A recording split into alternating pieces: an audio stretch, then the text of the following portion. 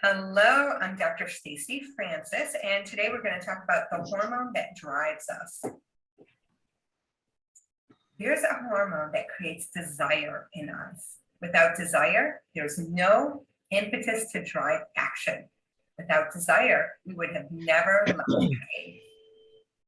Desire allows us to eat and drink. If we didn't have hunger, if we didn't have the desire to eat and drink, we would dehydrate and we would starve. Desire allows us to socialize. It creates those connections in us so that we find mates and we have children and we keep the race going. Desire allows us to find comfort. It lets us, if we didn't find comfort, we wouldn't have found shelter and we would have been exposed to things that are very dangerous to us. So we're wired to find comfort. Desire allows us to learn. And that is the one key thing amongst human beings that we have unique from any other animal, is that we like to learn. We have a desire to learn and to discover new things. The more desire, the faster we learn. If you have something you really want, you will be more prone to learn how to get it faster. So once a behavior achieves a reward, any little reward, that's why baby steps where we have little rewards, like when we lose weight and we lose just a little bit, it's an impetus to have us lose more, to do whatever we need to do to continue to do those things to get better rewards or more rewards. So once a behavior achieves a reward, we want to repeat that and build that neural pathway in our brain so strongly that we don't have to expend any energy on it. And then the stronger the desire we have, the stronger the pattern that develops to achieve that same reward. The more reward, the faster we repeat the same pattern. This creates a neural pathway to fulfill the desire faster each time. The more we repeat the neural pathway, the more it's ingrained in our behavior. This is how we form habits. Think of when you learned how to ride a bicycle. At first it was clumsy and you kept falling off, but that one little moment that you were able to balance, that was its own reward. And you're like, oh my God, that felt amazing. I want to do that again. And so you do it again. And slowly you're learning how to balance. And you might be able to go a few yards and then you might stumble and like fall off or jump off. But your brain is actually developing new neural pathways to create this ability. And the ability becomes so much stronger that you do not even have to think about it when you are riding a bike. You can just enjoy the scenery and just kind of enjoy the whole ride because your brain has taken over and is riding the bike for you. So that's how we form habits. Now think of other habits that we've learned to do. So eating at night, that's one of my bad ones. I do great all day, and then when I have any temptation really late at night, I have a really hard time because when I was a kid, my dad and I would conspire after my mom went to bed. We would pull stuff out of the freezer, all her desserts, and we would eat, and that's when we bonded. And I developed a neural pathway to eat late at night because that gave me comfort. It made me connect with my father.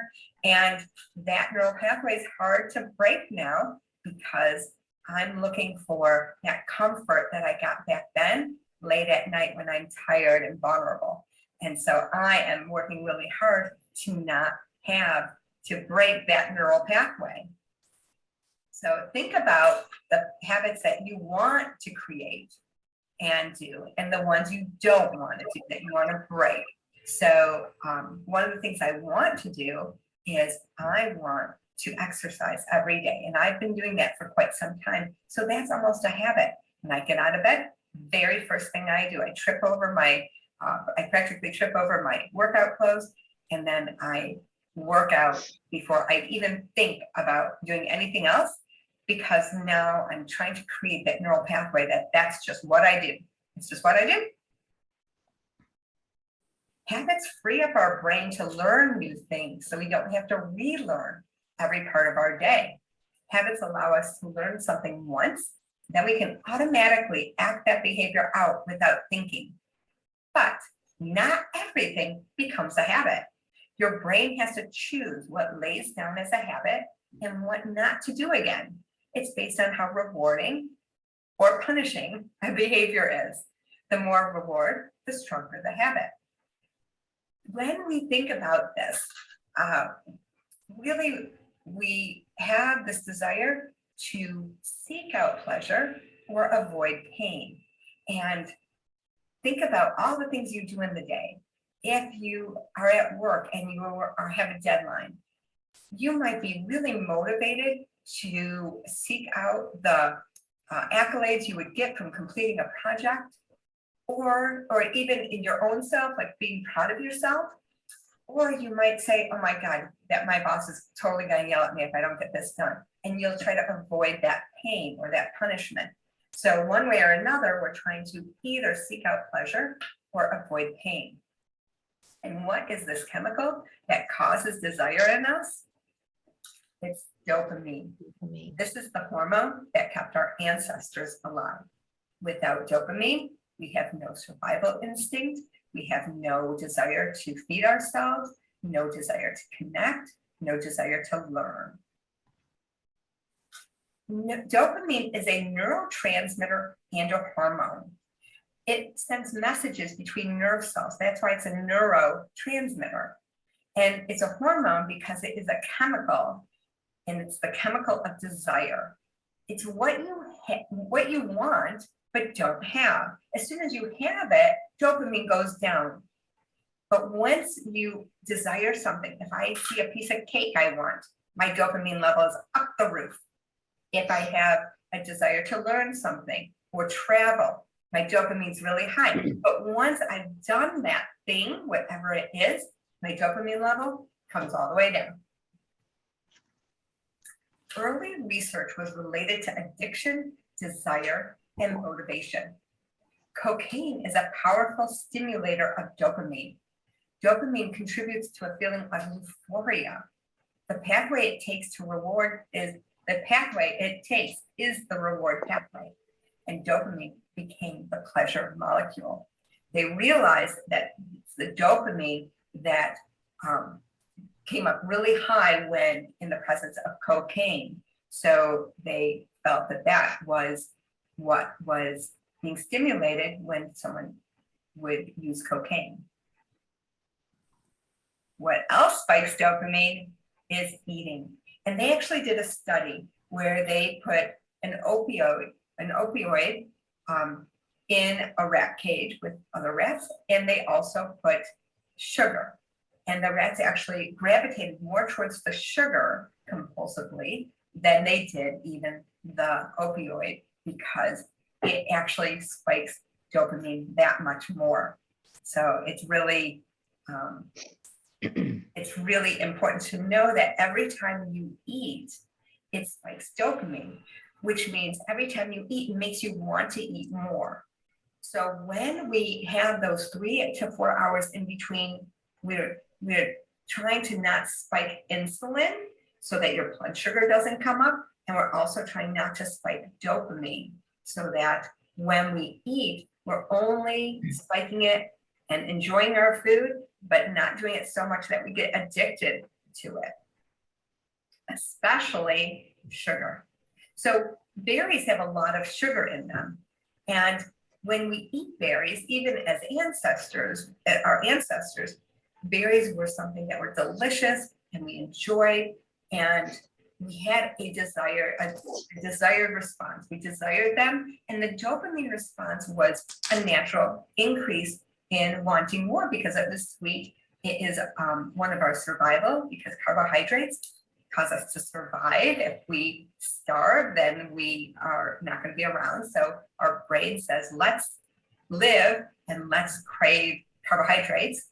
And so berries have a moderately high dopamine response, but not as high as if you take the fiber out and you make it into a juice.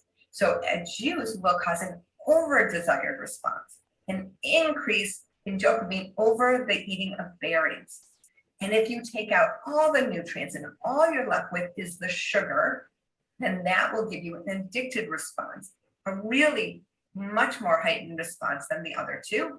And that is really what we start craving and getting addicted to when people get addicted to sugar. The theory is formulated that intermittent excessive intake of sugar can have dopaminergic, cholinergic, and opioid effects that are similar to psychostimulants and opiates.